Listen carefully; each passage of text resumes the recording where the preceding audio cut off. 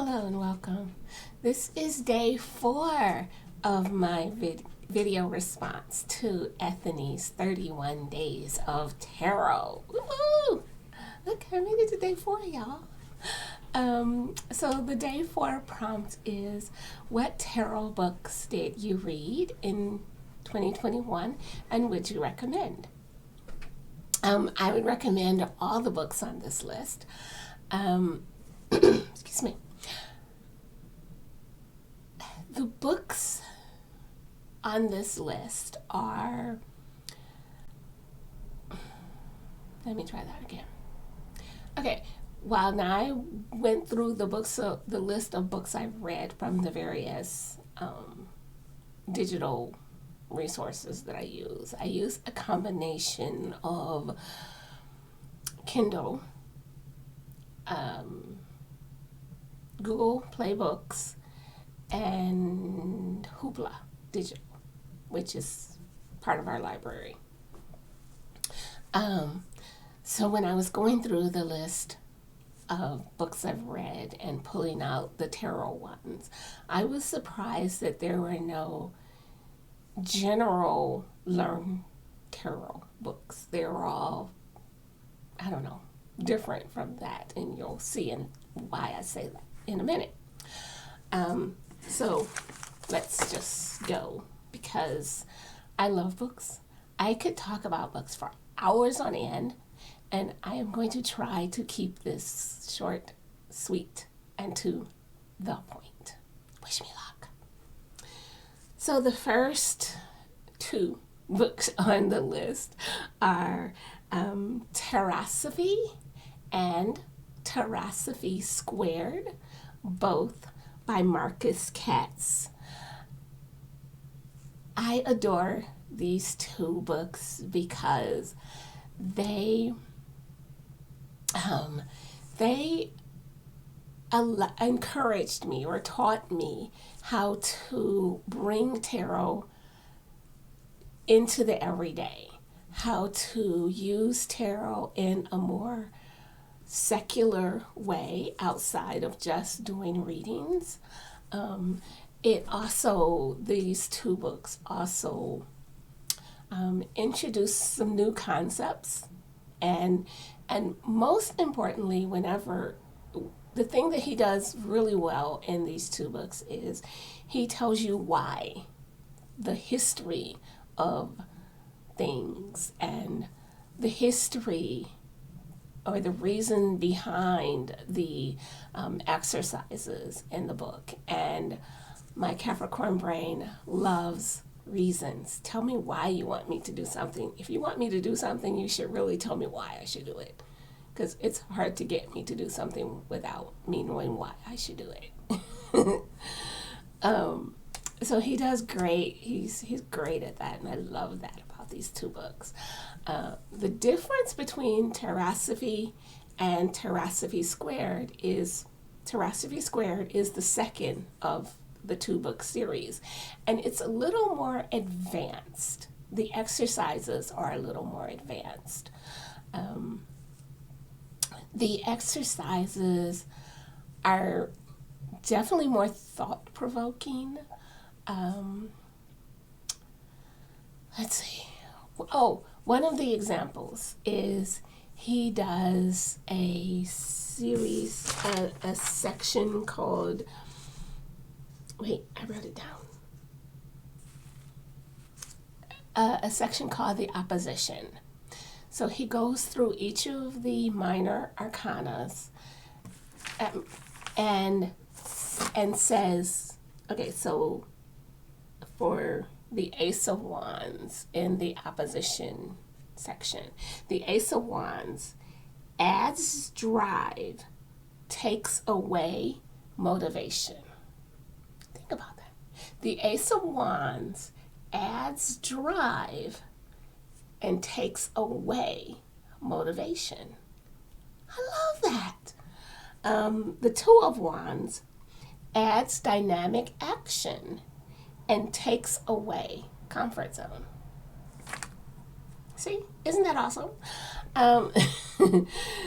So that's what I mean about the exercises are a little more advanced. They're a little more in depth. They're a little more thought provoking. And if you haven't worked with tarot and you haven't reached that point in your tarot practice where you understand the root meaning of the Ace of Wands, then telling you that it adds drive and takes away motivation is less helpful. That information is helpful if you already understand the base of what the Ace of Wands does. Okay, so that is Tarosophy and Tarosophy Squared by Marcus Katz. I absolutely recommend both of them. They are a great way to bring tarot, to advance your tarot practice and to advance how you read and interpret and see tarot in your day-to-day world. Okay. The second book on the third book on the list is Bewitching the Elements. This is not a tarot specific book, but it is a book about how to bring the elements, and by the elements she means, oh, I didn't tell you what it's by. Bewitching the Elements is by Gabriela Herstik, Herstik. By bewitching the elements, she means how to bring the elements of earth, air, fire, water, spirit into your day-to-day life, and how to enrich your life, how to empower yourself by tapping into the elements. I love this book. So for each element, she talks about the elements, how it shows up in our physical world, how it shows up in our emotional world, how it shows up in our spiritual world. And she also goes through and talks about tarot, and she gives examples of how that element shows up in specific tarot cards. She gives a tarot spread for how to work with that element using tarot cards. She talks about crystals, and what crystals you can use to help you either connect with that element or ground yourself using that crystal. What else? She gives some writing prompts, some visualizations, some breathing exercises for all of them. The air element has a lot of different breathing exercises in it because air, breathing. What else? There's something else. I should have made notes. Did I make notes for that one?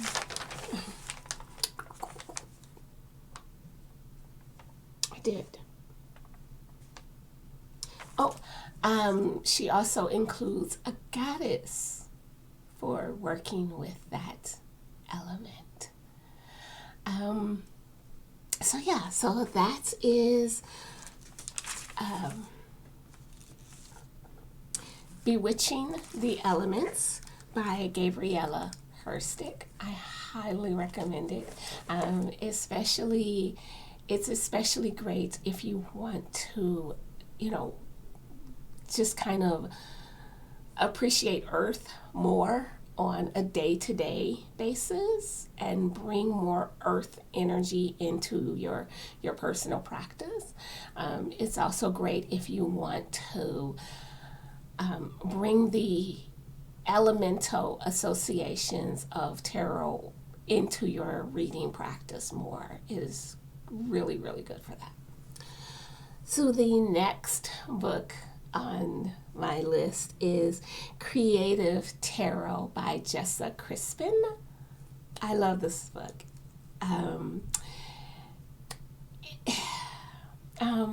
In this book, Jessa Crispin goes through the entire 78 cards of tarot, and she discovers and explains and asks questions and answers questions about that card, specifically from a creativity perspective. So when she's explaining the meaning of the card, she will give she will give examples of that card using real life creative people, such as artists and musicians and writers and sculptors, and other fine painters and just other fine arts people, or fiber arts people, just all the arts, all the creatives. She also has additional, I think it's labeled additional reading lists, but they're not all things you read. So in the additional reading list for each card, there will be music, there will be art, there will be books, there will be exhibits, like art exhibits. So I love the way she approached creativity and tarot together. You know, that is totally my jam, all day, every day. So yes, that is Creative Tarot by Jessa Crispin. I highly recommend it. The next book on my list is Learning Tarot Spreads by Joan Bunning, Bunning.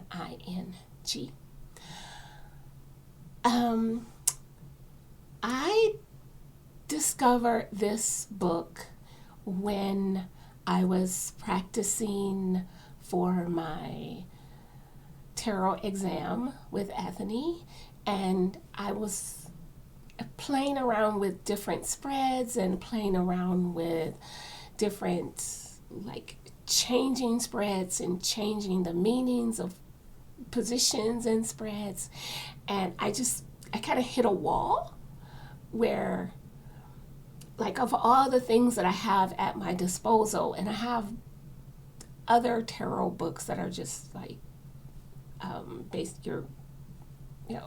intro to tarot books. I have at that point I had the entire 12 weeks of Anthony's at that point I had the entire 12 weeks of Anthony's certification class.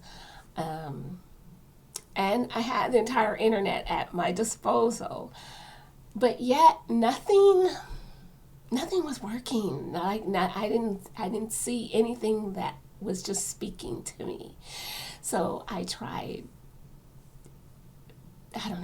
changing the spreads that are already out there, and nothing was working. So I started looking for books on how to create tarot spreads, because I said, okay, I'm going to need to create a spread from scratch.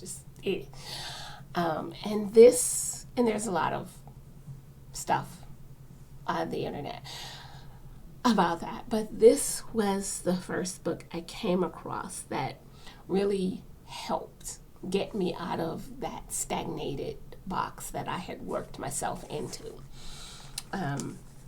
And the thing that I loved about her Creating Tarot Spreads book is that she explained how tarot spreads are created. What's the purpose of putting the cards in different spots. What's the purpose of having a card below or a card above, or a card to the left or the card to the right, or what's the purpose of having a spread in a circle?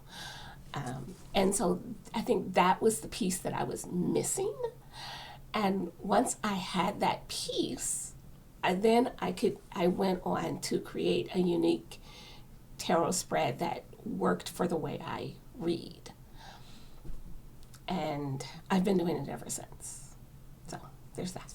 So yes, so that's Learning Tarot Spreads by Joan Bunning. I highly recommend that one as well. Especially if you've reached that point where you are ready to start creating your own spreads. And the next book on the list is a series of books. It's a 5-book series, in fact.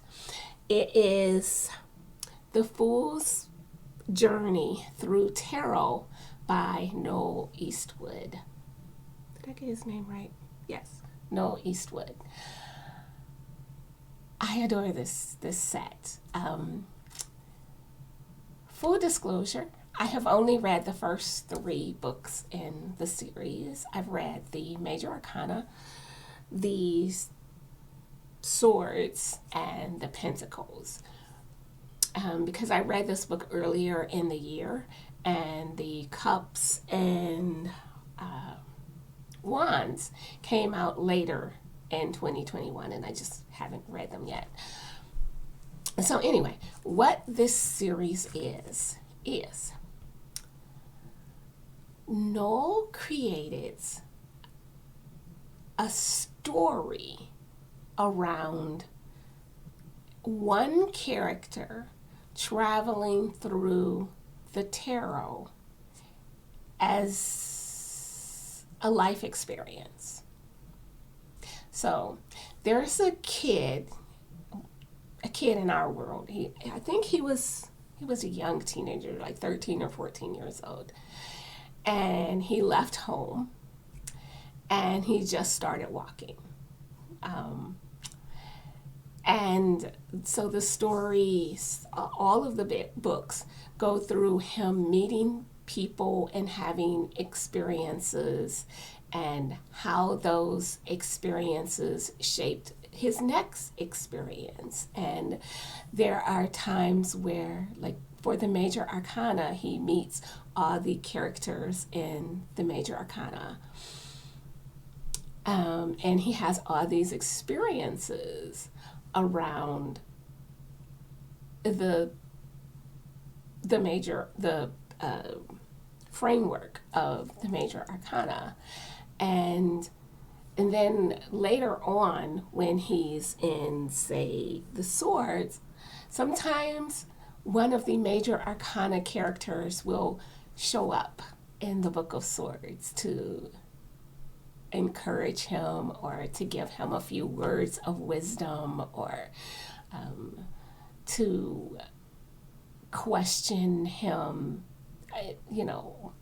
are you sure this is the decision you want to make at this moment in time, kind of things. So I loved this series, and I can't wait to go back and read all 5 books together consecutively. It is the only set of books that just kind of brings the lesson of tarot to life in a everyday kind of what this looks like if you're a 14, 15, 16-year-old person and you're just experiencing life anew. So that is The Fool's Journey Through the Tarot by Noel Eastwood. I, again, highly recommend it. Especially for the Major Arcana, if there are cards in the Major Arcana that you just can't